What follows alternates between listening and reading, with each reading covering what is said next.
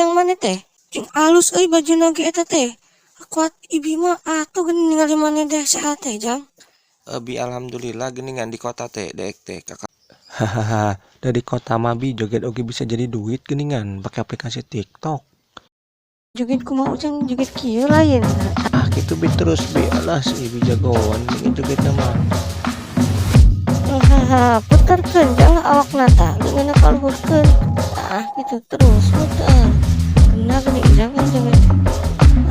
Kara eta sok favorit euy. Kara. Ayeuna maneh geus kawin can jang euy? Hah? Ah nyeta bi euy dek teh terjadi kawinnya kalau kakawin jeung batur. Nah, atuh bisa kitu. Katakan bobogohan teh tong sok lila-lila teuing jang. Maneh teh ngajagaan jodoh batur meureun. Kumaha maneh teh di bobogohan teh geus lila. Tapi kawinna jeung batur aneh pan kitu mah nya. Heeh. Katakan tong hayang deui jang kitu teh mending langsung kawin we. Oke teh Bi puguh dek ge kaduhung eta teh. kaduhung. Geus dah ayeuna mah urang ka imah si Amang keur naon teh. Urang ngopi bareng di ditu sugana teh jodohna di dieu mah bi da di kota mah eueuh geuningan.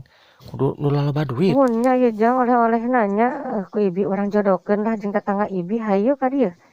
Tong mikiran itu coke deh lah ayeuna mah enjoykeun.